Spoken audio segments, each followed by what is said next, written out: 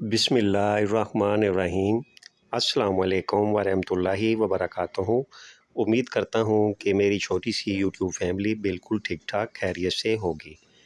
तो दोस्तों, आज का जो हमने जेंट्स सूट का डिज़ाइन तैयार किया है, निहायत ही सोबर यूनिक सा डिज़ाइन है। खर्चे की सेटिंग जो हमने करनी है वो आप देख रहे हैं कि बस इस तरीके से खर्चा सेट कर लेना है इसका। जैसे कि हमने प्लेट की कटिंग की है वैसे ही हमने इसके बैन की भी सेटिंग कर लेनी है। बैन की नोक को इस तरीके से तराश लेंगे और ये जो टुकड़ी नीचे गिरी है इसको हमने सेट कर लेना है, महफूज कर लेना है। और दूसरा सिरा भी बैन का हमने इसी तरीके से दोस्तों इसके बराबर करके, बिल्कुल बराबर करके एहतियात से दूसरा हिस्सा भी हम इसके इस तरीके से काट लेंगे। अगर ना कटिंग हो तो आप निशान लगाकर इजी तरीके से काट सकते हैं। तो बैन की लुक ऐसे तैयार हो जाएगी, बाद में डिज़ाइन तैयार होगा। ये टुकड़ियाँ हमने संभाल लेनी हैं, बाद में यूज़ करेंगे।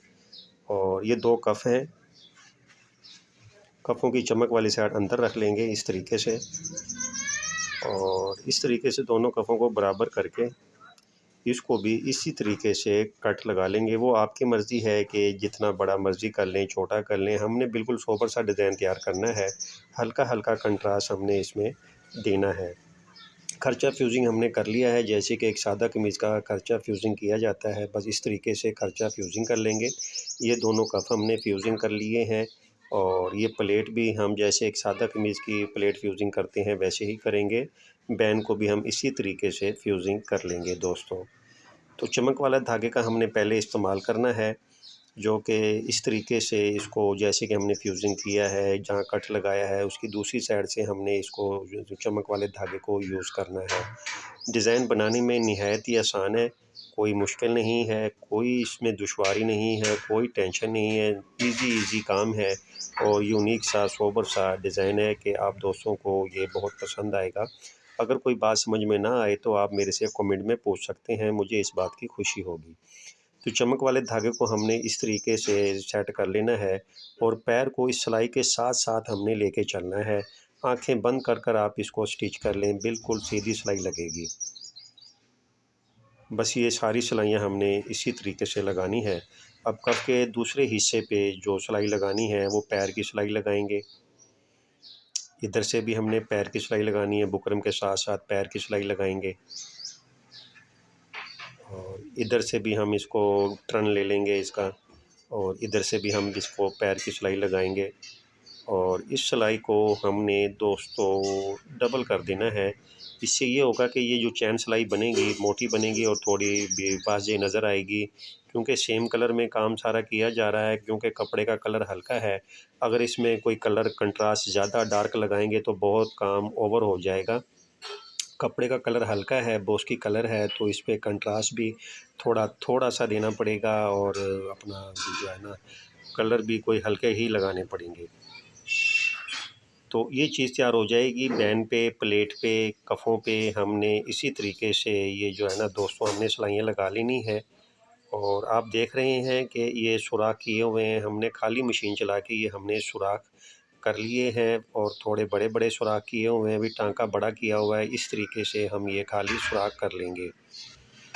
और यहाँ पे हमने ये जो है ना चांपे वाला टांका हमने उठाना है, और ये भी गोल्डन धागे का ही उठाएंगे, क्योंकि कंट्रास्ट हमने कपड़े का जो कंट्रास्ट हमने करना है वो गोल्डन धागे का करना है। तो ये चांपे का टांका भी हम गोल्डन धागे में ही उठाएंगे। एक सुराख से निकाल लेंगे, दूसरे सुराख से निकाल लेंगे। इस तरीके से हमने ये सारे टांके उठा लेने हैं दोस्तों। मैं दिखाता हूँ अभी आपको।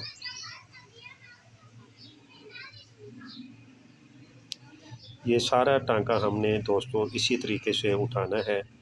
आपका वक्त बचाने के लिए शॉर्ट करके दिखा रहा हूँ, आपकी समझ में आ गया होगा। ये बैन पे टांके हमने इस तरह उठा लेनी है और सारे टांके ही हम इस तरीके से उठाएंगे। बैन के, प्लेट के, कफ़ों के हमने ये टांके हमने इसी तरीके से उठा लेने हैं। और जैसे कि मैंने पहले भी बताया आप दोस्तों से कि डिज़ाइन बनाने में ना भी बहुत ही आसान है, कोई मुश्किल नहीं है। तो अब ये जो हमने नेक्स्ट काम करना है, ये कपड़ा जो कट वाली जगह है इसको हम इस तरीके से तराश लेंगे और बुकरम की जड़ में हमने ये कट लगा देना है। और यहाँ से भी इस तरीके से कट लगाना है कि बुकरम की जड़ में ये कट लग जाए। कपड़ा वैसे दोस्तों ये जो मैं डिज़ाइन तैयार कर रहा हूँ बहुत ही गंदा कपड़ा है, इसके धागे बहुत निकल रहे हैं और बनाने में भी हमें ज़रा दुश्वारी हो रही है। कपड़ा अच्छा हो तो काम करने का भी मज़ा आता है। बहरहाल डिज़ाइन तो बनाना है आप दोस्तों के लिए भी और अपने प्यारे कस्टमर के लिए भी, तो काम तो करना है। तो बस इसको हम कपड़े को कलर वाला पानी हम लाजमी यूज़ करेंगे और ऐसे कपड़े पे हमें तेज़ इस्त्री भी नहीं लगानी। अगर हम ज़्यादा तेज़ इस्त्री लगा देंगे तो वो कपड़ा जो है ना इकट्ठा हो जाएगा। तो एहतियात बरतनी है, ऐसे कपड़े में हमें काम करते हुए थोड़ी एहतियात बरतनी पड़ेगी।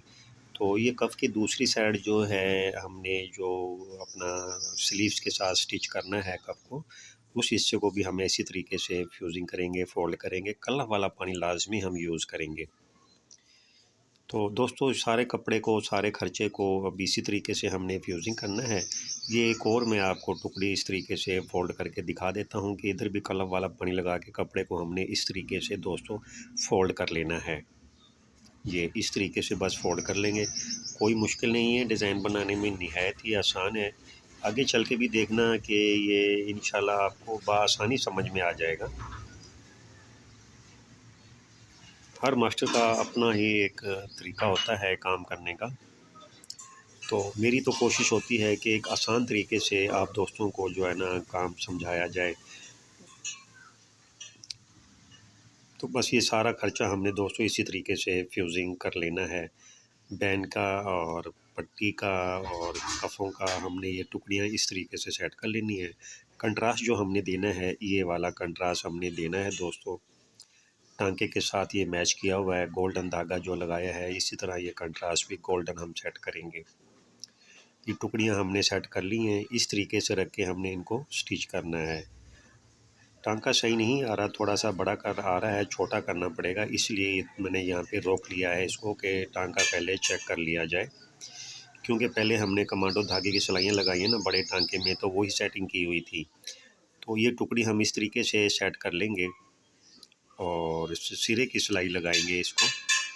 टांका हमने चेक कर लिया है, छोटा टांका आ रहा है तो बस सही है, मुतमईन है कि भी काम हमने एक मियारी काम करना है, धक्कम पेल काम नहीं करना हमने। एक अच्छा और साफ़ सुथरा मियारी काम करना है। और लाइट कलर में तो वैसे ही थोड़ी एहतियात बरतनी पड़ती है कि इसमें हल्के फुल्के निशान भी नज़र आते हैं। तो दोस्तों बस इस तरीके से ये हमने सारी टुकड़ियाँ स्टिच कर लेनी है दोनों कफ़ों पे, और सामने की प्लेट जो है पट्टी पे, और दोनों बैन के दो सिरे जो हैं उन पे हम ये टुकड़ी इसी तरीके से सारी स्टिच कर लेंगे। और उसके बाद जो हमने टुकड़ियाँ तराश के रखी हुई हैं उनको हमने फ्यूज़िंग करना है। जो कफ़ों की टुकड़ियाँ हैं दोस्तों वो कफ़ों में ही सेट करेंगे, और जो बैन की टुकड़ी है वो बैन के साथ फ्यूज़िंग करेंगे, और जो प्लेट की टुकड़ी है हम उसको प्लेट के साथ फ्यूज़िंग करेंगे।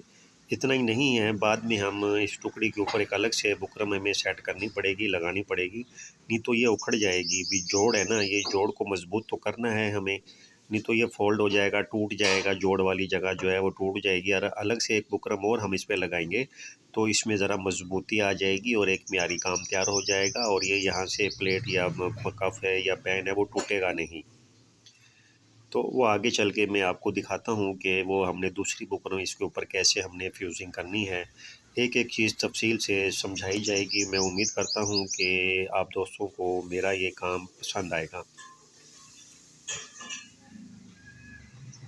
तो बस ये सारी टुकड़ियाँ हमने दोस्तों इसी तरीके से ये फ्यूज़िंग कर लेनी है।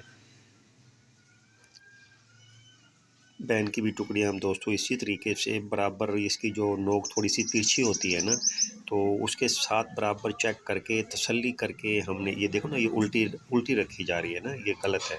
तो दूसरी टुकड़ी सेट करके जो इस जगह की है वही इसके साथ फ्यूज़िंग करेंगे हम। ये इस तरीके से तिरछी नोक आएगी यहाँ पे। तो ये चीज़ तसल्ली करनी है लाजमी, आप दोस्तों ने बनाते वक्त ये देखना है। और ये इसी तरीके से ये तिरछी नोक ऐसे आएगी बैन की, इसको भी इसी तरीके से सेट करके हम दोस्तों फ्यूज़िंग कर लेंगे। बस डिज़ाइन हमारा तैयार हो चुका है। बाकी अब इसके ऊपर जो ये टुकड़े जोड़ लगे हुए हैं इनको पक्का करने के लिए अलग से एक और बुकरम हमें सेट करके यहाँ पे लगानी पड़ेगी। बाकी डिज़ाइन ये हमारा दोस्तों तैयार हो चुका है। बाकी तो खर्चा फ्यूजिंग है, जैसे किया जाता है वो तो वैसे ही कर लेंगे, वो तो आप समझ ही गए होंगे क्योंकि आपकी फील्ड है तो आप समझ गए होंगे। तो अब ये टुकड़ी हम इसके ऊपर एक इसके साइज़ की सेम इसी के साइज़ की हम इसके साथ रख के फ्यूजिंग कर लेंगे। बाद में ऊपर सिलाई लगेगी तो ये टुकड़ी मज़बूत हो जाएगी, कहीं भी नहीं जाएगी और जोड़ भी मज़बूत हो जाएगा। फ्यूजिंग अगर हम अच्छी कर लेते हैं तो खर्चा उखड़ेगा भी नहीं। कफ़ों पे भी हमने इसी तरीके से लगाना है। प्लेट हम इस तरीके से फ्यूजिंग करेंगे, ये इस तरीके से दोस्तों ये प्लेट हम फ्यूजिंग कर लेंगे, ठीक है। भी आपका टाइम बचाना है, बस ये शॉर्ट करके दिखा रहा हूँ। प्लेट को हमने इस तरीके से फ्यूजिंग कर लेना है बाद में। और ये डिज़ाइन हमारा दोस्तों बिल्कुल फ़ाइनल हो चुका है। तो मैं उम्मीद करता हूँ कि मेरा ये छोटा सा काम, मेरी ये छोटी सी वीडियो आप दोस्तों को पसंद आई होगी। तो अपना ख्याल रखिएगा और मुझ बंदा नाचीज़ को अपनी दुआओं में दोस्तों याद रखिएगा। तो अगली वीडियो तक दोस्तों आपसे इजाज़त चाहता हूँ। तो दोस्तों अगली वीडियो तक अल्लाह हाफिज़।